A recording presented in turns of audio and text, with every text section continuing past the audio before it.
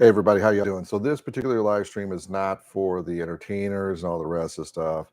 If you've come to this live stream and you think you're going to see something exciting about Blackmagic, uh, wrong live stream. There's people who do creative stuff. They're going to put hours into it and hope they get paid a lot of money to be on here to talk about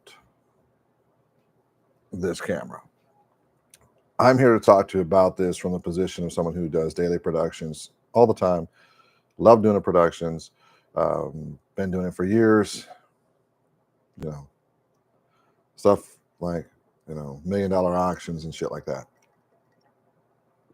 If you come from $1 million auctions and you come from large galas, you are looking for production cameras that can do the job, not ones that look flashy or look cool or have a name, but basically end up making your day a nightmare. Blackmagic by itself has one of the best infrastructures for live streaming and live to tape in one switch. It's amazing. These cameras here, the new PYXIS, let me bring it up here real quick. Please forgive me. I'm just having, this is just production side. So, and I did not put everything together stream, but let's talk about this camera here. The PYXIS, if you're looking to make $10,000, $20,000 a month for your production house and do it all year long, turn it into $200,000 to $500,000 a year, the PYXIS will do it for you. If you are someone who's looking to be a cinematographer, it's all cool and all that, you will get rid of this camera in about 6 months and go for the next big flashy thing. This is a workhorse, nothing more, nothing less. Once again, this is a video specifically for people who are in the production side. We're not the super creatives. We just do the same work over and over again and make sure it comes out great. So the PYXIS itself is a humongously great camera if you're a production house person. This is specifically for production people. If you are creative, don't listen to the thing I got to say here. I'm going to start at the lower part of the page because that's where the real money comes in. For anyone who wants to know where the money comes in on this camera, let's see, where'd you go? It's this one right here. SDI input or output, sorry. This goes to any professional switching board. We happen to use a Television HD 800 board, which has, I think, 16 SDIs in or something like that. I didn't pay attention to the number of those, but it has that in there. The time code and reference piece, this is extremely important. It's really nice to have, especially with any like interviews and that you may be throwing into your live production day. You can use these same cameras for doing your interviews as you do for your live production day. So you can double dip. This is where you can start making $250,000, $500,000 for the production's house, and then everybody can have a decent amount of money coming in. The other portion to this is Ethernet. The Ethernet cable on here allows you a lot of different functionality and networking options, which opens the door broadly for using it across all facets of video productions. The batteries, let's be honest, everybody's got a ton of these batteries sitting around. So the old school Sony batteries makes your life easy. You can get anywhere between an hour to 3 hours on these. Switching batteries is easy, so no problem there.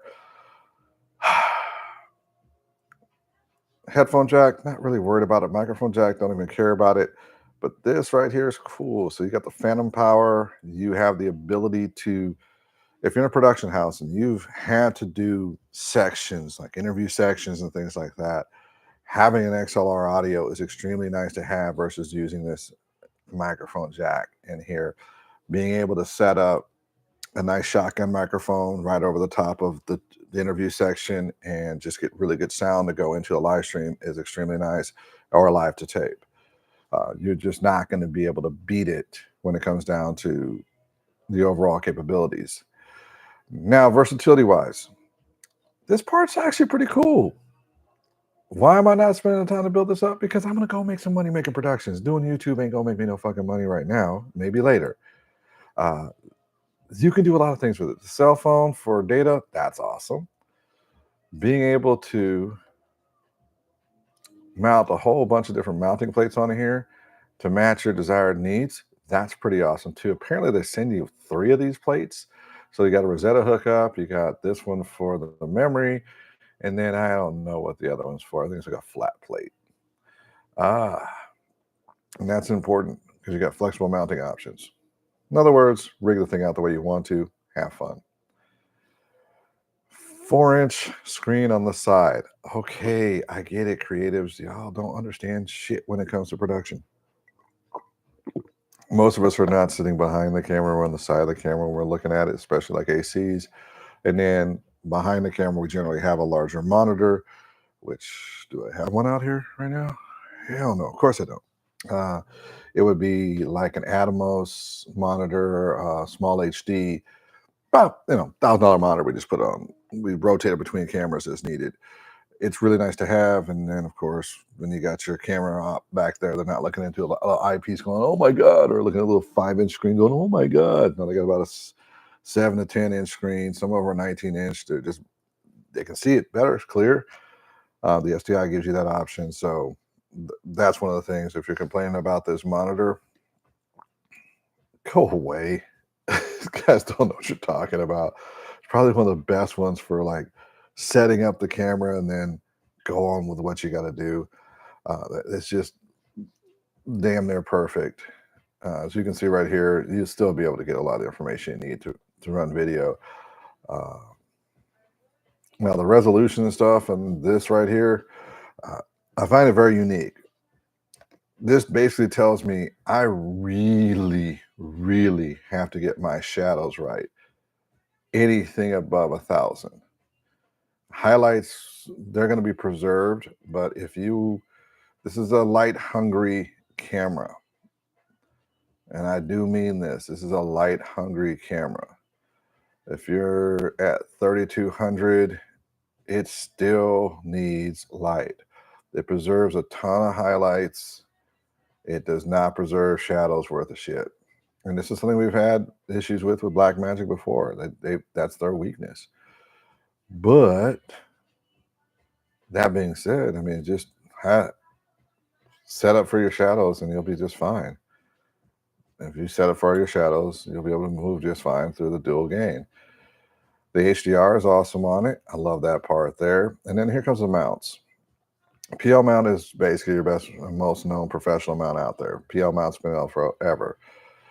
EF locking mount, really nice. The fact that these are both locking mounts makes a huge difference. And then the L mount Alliance, I ain't fucking with them. I'm gonna end up picking up. It's going to be a toss up between these two. Most likely it'll be the PL mounts, but I could go with the EF mount. There's a ton of EF glass out there, and it's just a well-known glass. So I may end up going with the EF. It gives a warmer look anyway. It's a toss-up right now between the two. They do happen to have a zoom that I like, so this would turn it into an ENG camera. And once again, this is daily productions. Look, it's not exciting, some of the work we do on the daily production side, but it does pay the bills. It does move the industry around, and it does make it possible for these innovations to come around. We've asked for them. We've demanded them from Blackmagic because they have one of the best sensors out there, but they don't have a very good housing around it. This is finally a professional housing, and it will be the industry standard. And if you don't believe me, I don't care. I don't care. You're gonna listen to somebody who's got like 400,000 followers that switches cameras every 3 to 4 months. That's cool. These will be ours for probably 5 years. We'll invest in them.